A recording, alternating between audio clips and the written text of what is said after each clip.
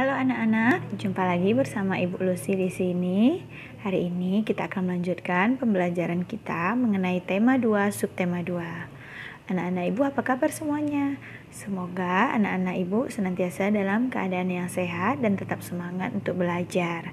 Nah, jangan lupa anak-anak, walaupun kita belajar dari rumah, kita harus tetap menjaga kebersihan dan kesehatan.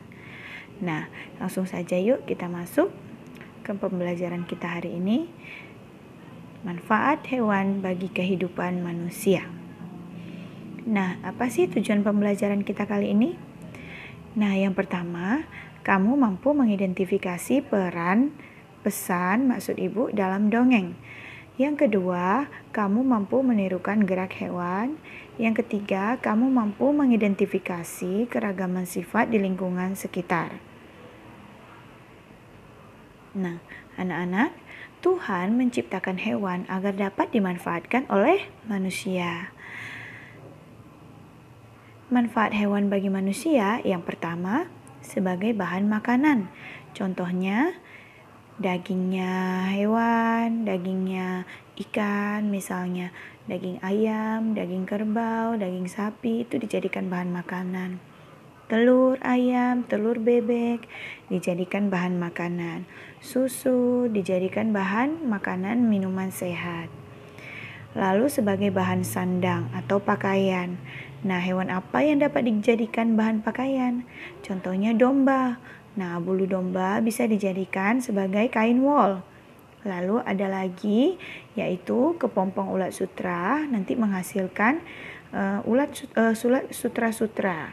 Nah, benang sutra ini akan diolah menjadi kain sutra.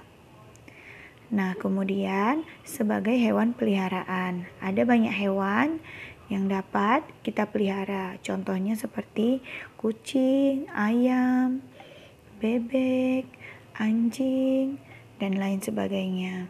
Lalu dapat dimanfaatkan tenaganya. Contohnya seperti kuda. Kuda dapat dimanfaatkan tenaganya dengan cara menarik delman.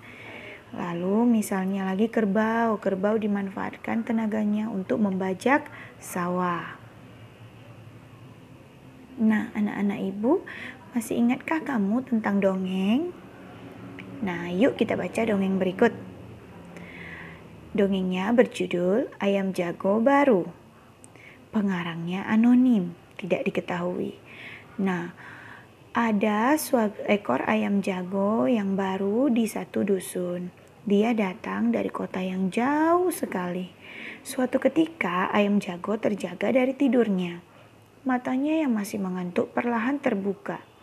Di langit dia melihat benda bundar berwarna kuning keemasan. Itu pasti matahari, pikirnya. Maka walaupun dia masih mengantuk, dia melompat ke atas pagar. Kukuruyuk, hari sudah pagi, kokoknya keras-keras. Induk-induk ayam bergegas berlarian keluar. Mereka mulai mengais-ngais mencari makan. Wah, betapa gelapnya hari ini, keluh mereka. Tiba-tiba terbang melintas seekor burung bangau, burung hantu maksud ibu. Dia hinggap di pohon dekat mereka. Kamu siapa? Tanya si ayam jago baru. Aku burung hantu, jawabnya. Hai, mengapa kalian ribut-ribut di tengah malam begini? Si ayam jago tadi berkokok. Itu tanda hari sudah pagi, ujar induk-induk ayam itu. Mereka kemudian ribut bergumam. Si burung hantu menembukkan sayapnya, meminta mereka tenang. Iya, itu matahari sudah terbit di langit, ujar si jago. Si burung hantu tertawa terbahak-bahak. Itu bukan matahari, itu bulan purnama, katanya. Induk-induk ayam kembali bergumam. Mereka kembali ke tempat mereka masing-masing dan tidur lagi. Si ayam jago baru merasa malu. Dia berjanji besok dia akan membuka kedua matanya lebar-lebar. Dia harus yakin dan yang dilihatnya itu adalah matahari. Setelah itu baru dia berkokok. Nah, lucu bukan ceritanya anak-anak?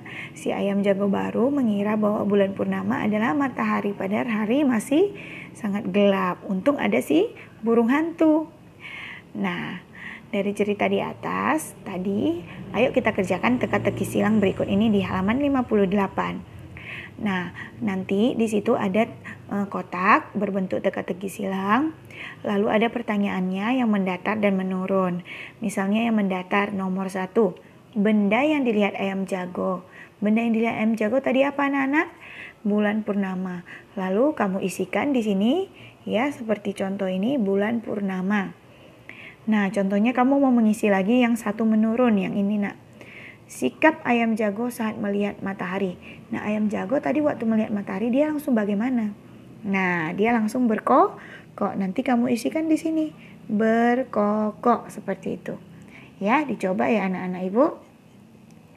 Nah, selanjutnya kita lihat si Benny. Si Benny ini suka memelihara ayam. Nah, Benny senang melihat tingkah laku ayam-ayam peliharaannya. Ia sering melihat ayamnya mengepakkan sayapnya. Nah, sekarang kita ikuti yuk gerakan mengepakkan sayap ayam. Nah, seperti ini. Bagaimana caranya ya, Bu? Nah, berdiri tegak, tekukkan kedua siku di samping badan, lalu gerakkan sikumu ke atas dan ke bawah secara perlahan. Nah, gerakkan ke atas dan ke bawah semakin lama semakin cepat.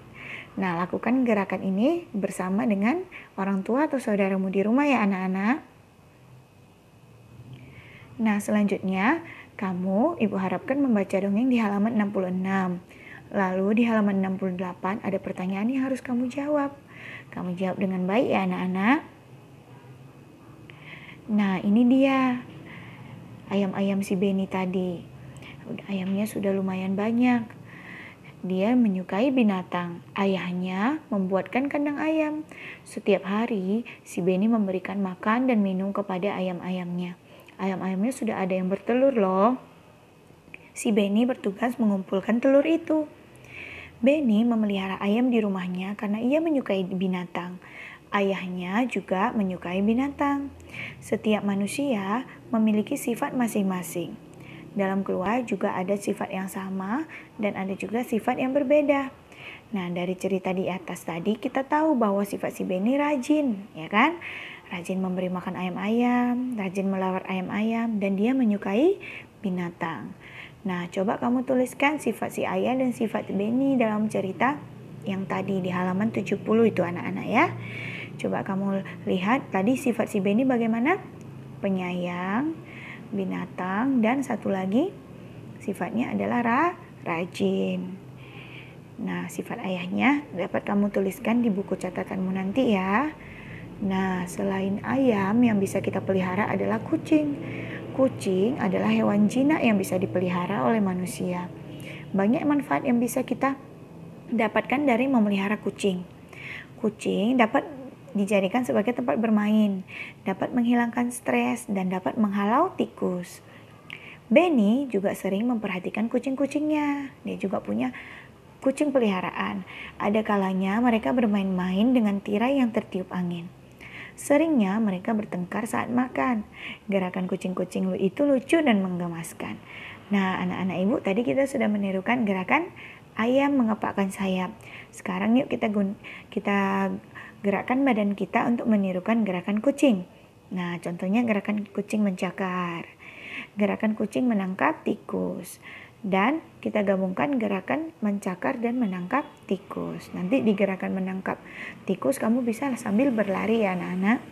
Kalau gerakan mencakar, letakkan tanganmu di depan dada, ya, buka telapak tanganmu, lalu kamu gerakkan ke atas dan ke bawah seperti itu. Nah, selanjutnya mari kita baca lagi dongeng di halaman 75 sampai 76. Dongeng ini sangat menarik loh. Nah, lalu Ibu minta untuk menuliskan pesan ceritanya. Kemudian ada dongeng lagi yang mau kita baca di halaman 83 sampai 85. Nah, di halaman 91-nya ada pesan cerita dari dongeng itu yang kamu harus susun menjadi kalimat yang baik. Ya, anak-anak. Nah, tadi kita sudah belajar mengenai sikap-sikap baik yang pernah kita lakukan.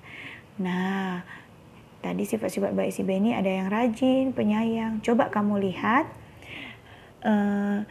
dirimu masing-masing. Apakah sikap baik yang sudah kamu lakukan dan apakah sikap baik yang sudah temanmu lakukan kepadamu? Boleh kamu tuliskan di tabel ini ya. Nah, dongeng berikutnya ada di halaman 96. Anak-anak ibu setelah membaca dongeng bisa menyusun pesan dari dongeng tersebut di halaman 97. Nah, anak-anak, tadi kita lihat bahwa si Benny suka kucing. Nah, bagaimana dengan si Edo? Nah, Benny dan Edo pulang sekolah bersama-sama. Di jalan, mereka menemukan seekor kucing jatuh ke selokan. Si Benny menolong kucing dan membawanya pulang ke rumah. Sedangkan si Edo tidak mau membawa kucing tersebut. Ia geli kepada bulu kucing. Setiap orang tadi memiliki sifat yang berbeda-beda. Dalam satu keluarga pun sifatnya sudah berbeda. Begitu pula dengan sifat orang yang ada di lingkungan sekolah dan di lingkungan tetangga. Nah, anak-anak, perhatikanlah orang-orang yang ada di sekelilingmu. Coba kamu tuliskan sifat-sifat orang tersebut, seperti misalnya penolong, ini nomor 1. Nah, siapa sih temanmu atau orang di sekitarmu yang suka menolong? Nah, dermawan, siapa sih orang di sekitarmu yang dermawan? Dermawan itu suka memberi, suka membantu. Siapa sih orang di sekitarmu yang ramah, yang penyayang binatang, yang lucu? Kamu tuliskan namanya di kotak yang tersedia. Nah, anak-anak ibu, itulah tadi singkatnya pembelajaran kita hari ini. Semoga anak-anak ibu dapat memahaminya dengan baik. Jika kamu masih kurang jelas dengan penjelasan ibu, boleh kamu putar ulang video ini atau kamu tanyakan kepada ibu melalui grup WA kita. Jika ada tugas yang belum kamu mengerti juga boleh kamu tanyakan. Nah, anak-anak jangan lupa tetap jaga kesehatan dan jaga kebersihannya. Terima kasih atas perhatiannya. Sampai jumpa di video selanjutnya. Bye-bye.